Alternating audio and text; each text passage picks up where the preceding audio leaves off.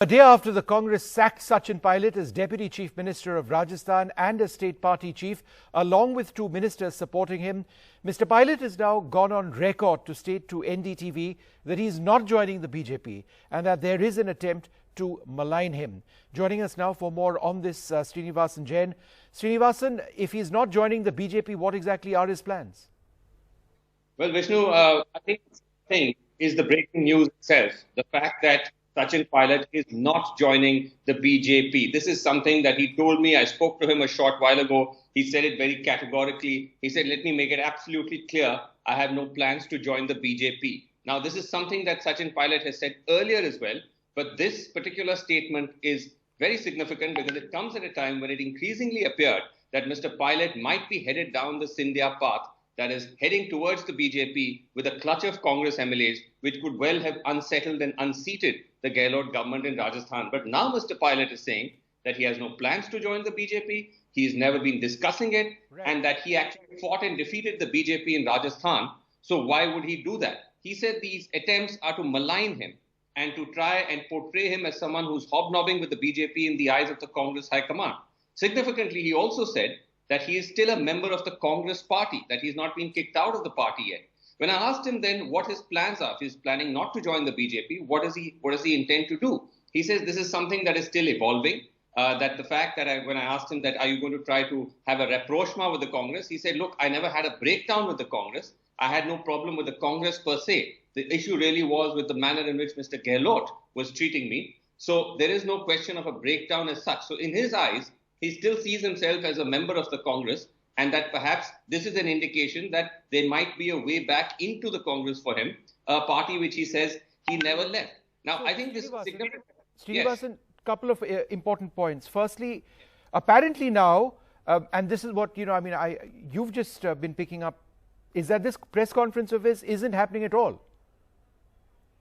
So this is all very early indicators. It's too early to say whether indeed the press conference is happening or not, but there does appear to be an uncertainty over his press conference. I was just about to say that this is significant for the following reasons, that you now have a situation where the Congress has acted quite aggressively. They have issued notices of disqualification to Sachin Pilot and also notices to the other MLAs who've aligned themselves with him. The Speaker has issued notices on that basis to these people. There is also a question mark over exactly the support that Mr. Pilot has been able to muster. And so is there an indication, perhaps, from Mr. Pilot's side that this plan that he may have had to try to, in a sense, unseat or unsettle the Gehlot government may not have worked out? Yes. And is that also now why he's coming forward and coming up with what could be seen as somewhat of a reconciliatory line, saying that, listen, I have no plans to join the BJP? So, Srinivasan, what if, and we already know that Ashok Gehlot and other Congress leaders are looking at the possibility of disqualifying Sachin Pilot and his supporters. The idea would be to bring down the strength of the House. If that were the case, then the Congress would be in a more comfortable position.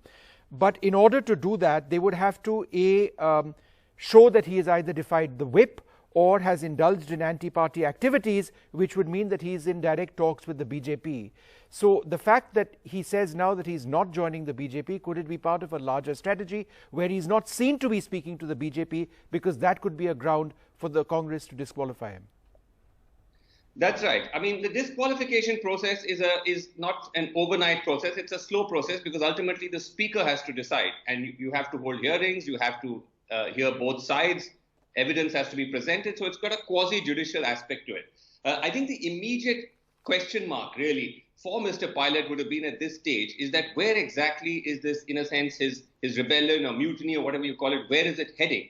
And unless we have significant numbers to be able to make a significant dent in the Congress, to be able to persuade perhaps the other side that you are a viable player, that you can do business with, it may not really fructify.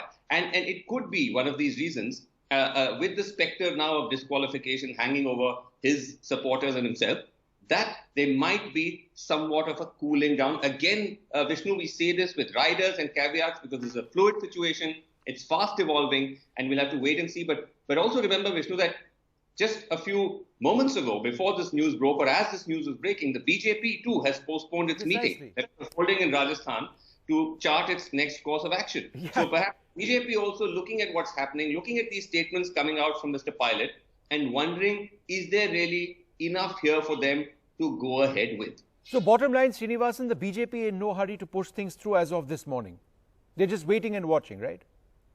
They were waiting and watching, Vishnu, and I think given how temperatures went up yesterday, now you had Mr. Pilot being expelled from Deputy Chief Ministership, being expelled from the party presidentship in Rajasthan, sensing that now the rebellion was starting to fructify, that the Gehlot government was in serious threat, calling this meeting.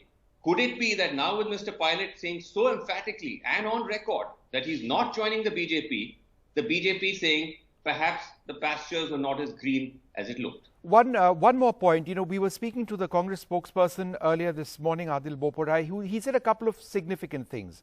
He said that Ashok Gehlot has the support of 105 MLAs. Now, the Congress has obviously had a certain number. Pilot has had another number. Be it as it may, as of this morning, they say they have the support of 105. Therefore, they feel more secure. And secondly, they are in talks with some MLAs who are seen to be close to Sachin Pilot. So therefore, the Congress trying to bring its flock together, perhaps by persuading them that, look, Sachin alone is not strong enough, with or without the BJP. Right. Have things changed overnight as far as the relative strength of Ashok Gehlot is concerned? Right. Well, Vishnu, the problem with with trying to measure strength is that both sides make claims which are hard for us to independently verify. Mr. Gehlot has claimed the support of anywhere between 104 to 106 MLAs. One calculation suggested the number was much less. It was close to 100. Now, whether that has increased, whether a few MLAs have either joined back or have been in touch with the Gehlot camp is hard for us to gauge. Right. But I think just reading the tea leaves, looking at the fact that you now have the Congress going ahead with this disqualification move. Yep. You have Sachin Pilot coming out and saying, I'm not joining the BJP. All this indicates that perhaps Mr. Pilot is sensing that his rebellion might be running out of steam and that there might be the possibility of a rapprochement. Again, we say this with multiple caveats. Yeah, and it could all change. Like it's been changing so fast. Thanks, Srinivasan. Thanks very much.